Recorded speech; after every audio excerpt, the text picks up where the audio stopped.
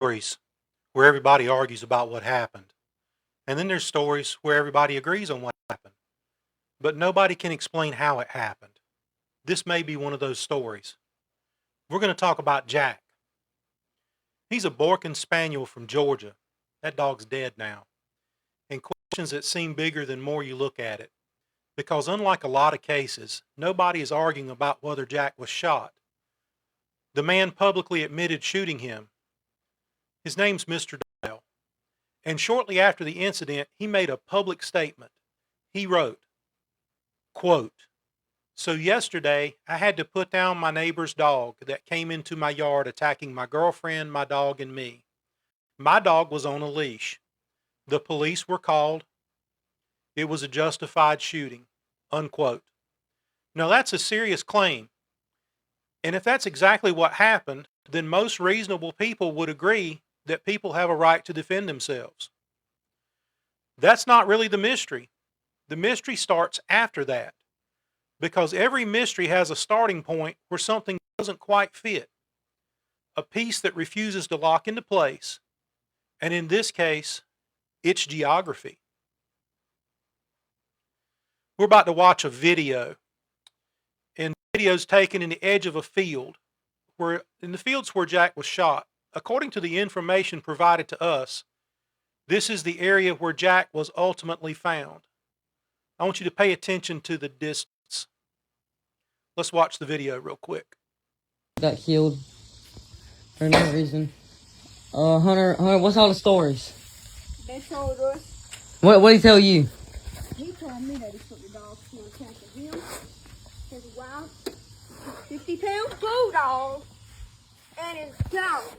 His daughter. Yeah. What do you know he didn't? All right. So he told us about 6 different stories. He lives right over there in that house. His name's Pearson Dial. I want you to notice the distance. This right here, Clipper Walker Road, all the way up that 4-way, all these roads.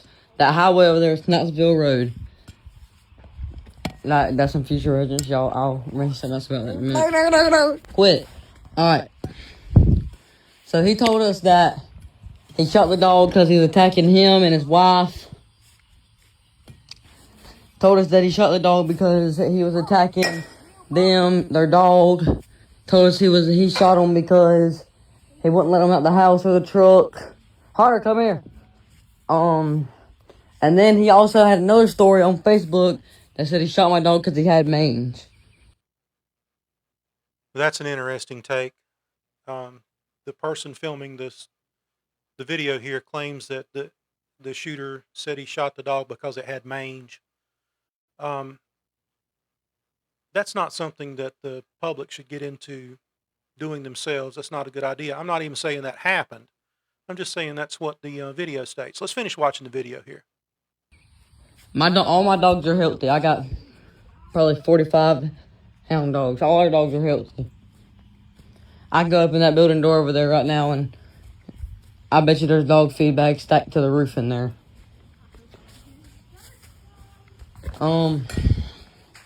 He killed him Saturday at about somewhere between 8:30 and 10 o'clock. I came home and we was looking for him. The law was down there. The law came out here, asked us if we had a dog like that. We was looking for him. So I got on my dirt bike and I went down there. I seen him laying in the field. What he did, he shot at my dog. He missed him. My dog ran out his house in this field. This field is not his land. That house, past this, there's a little barn in his yard. Past that, he has no right to be on it. No. Did you pick up on that? The person filming states that the shooter shot at the dog and missed, and then talks about the field where the dog was ultimately found. Let's watch some more. Property. So, here, my dog was on this field right here. He shot at him, he missed him. Then he proceeded to follow my dog, shot him again in his head, and then shot him 4 more times in the head. I don't know where my dog's eyeballs went. Now, see, this is the point of the story where that I just can't reconcile it. I'm taking everything that everyone says and he's as true. I'm taking the shooter's statement as true. I'm taking the owner's statement as true. I'm taking the statement that's made in this video as true. I've got no way to disprove it, so I'm just accepting it at face value. I wouldn't. Maybe true is not the correct word, but taking it at face value is what I'm saying. So the person filming here says that the encounter occurred at the house. Did you see how far away that house was? That the encounter occurred at that house and then ended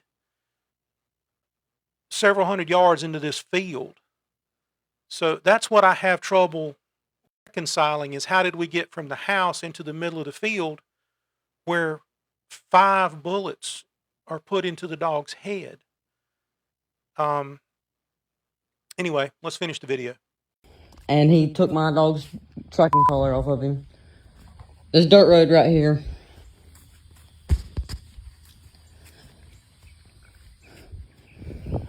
It goes all the way down there. You can come straight up, you go left, you go right. All the way down, if you keep on going straight, there's a highway. Well, it's been raining a bunch, so there's a water hole. We found a collar down there. I'm gonna get justice for my dog. And Pearson, I know you're seeing this.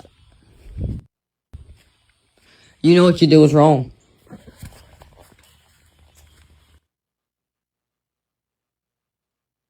You know, emotions run high in situations like this.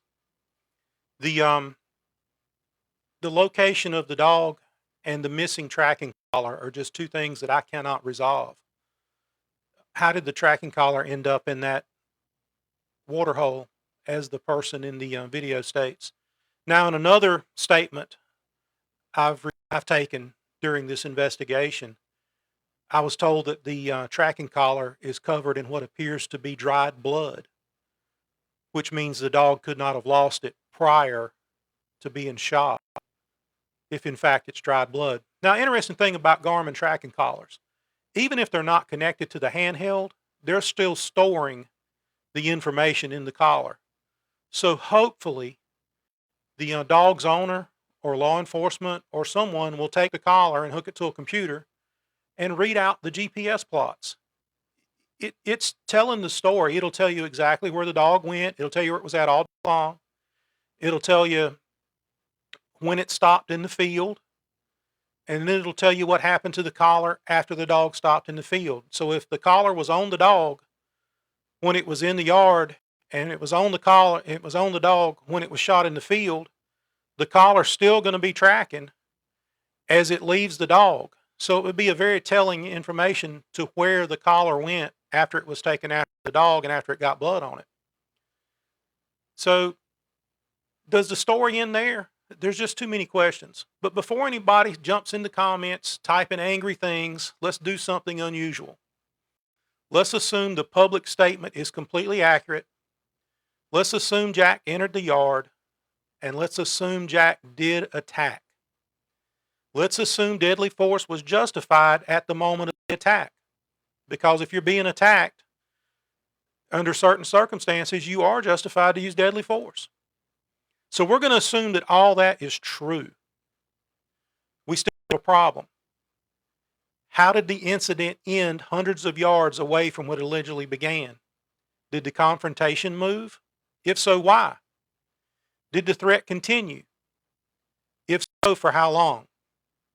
Was the dog still attacking a couple hundred yards out in that field? Was someone pursuing it? Those aren't accusations. Those are simply questions created by the distance, because the distance tells a story. Sometimes it tells a story better than most people do. Imagine someone telling you they had to slam on their brakes to avoid hitting a deer. Makes sense, right? Now they imagine telling you that the deer was actually found half-mile down the road from where they slammed on brakes. suddenly you have another question. Not because you know what happened, but because the location doesn't immediately match the explanation. And that's where we are with Jack. The alleged attack happened there, but the dog was found way over here. And between those locations is a gap in the story that many people are struggling to understand. Now let's go one step further. According to the information we've received, Jack wasn't found laying beside the residence. He wasn't reportedly found in the driveway. He wasn't reportedly found near the location where the threat allegedly existed. He was reportedly found in a field a considerable distance away, and that raises another question. At what point does a threat stop being a threat? Because if we're talking about a person, an animal, or any dangerous situation, the purpose of using force is to stop the threat, not to punish it, not to chase it, not to continue the danger after it's ended, but to stop the threat. So if the threat existed at the house, what explains the final location? Again, maybe there's an answer. Maybe investigators have one. It just hasn't been made public yet. Maybe evidence exists that the public hasn't seen. Maybe GPS data, witness statements, photographs, or other physical evidence can explain everything. That's possible. But if such an explanation exists, it hasn't come to answering the questions, and they keep coming back. How did an alleged self-defense incident end up way out here in this field? Because this isn't a story about whether a dog was shot. We know the dog was shot, and we know who shot the dog. It's not a question of whether somebody claims it was justified. We know somebody made that claim. The mystery is the distance. The mystery is the field. The mystery is what happened between point A and point B. And the mystery is how the bloody tracking collar ended up in a water hole nearly half a mile away. And until these questions are answered, people are going to keep asking them. They're asking them not because they're anti-law enforcement. The sheriff's on the case. It's not because they're anti-property rights. It's not because they're anti-self-defense. It's because human beings are naturally suspicious. And when the ending doesn't seem to match the beginning, we ask questions. The house is there. The field's over here. Jack's dead in the field. Somewhere in between those two locations lies the answer. Maybe it's simple. Maybe it's complicated. Maybe it changes everything. Or maybe it changes nothing. But until someone explains how the story traveled from there to here, the biggest question in Jack's case remains unanswered. And that's why people are still talking about it. So what do you think? What evidence would answer that question for you? Let me know in the comments. And then always, get your facts first and then draw conclusions. This has been Todd Edwards for the Army of Orange. Don't forget to like and subscribe to the channel. Share it with a friend, and I look forward to your discussions in the comments.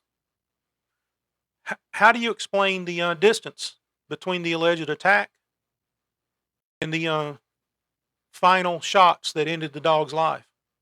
I'd like to know.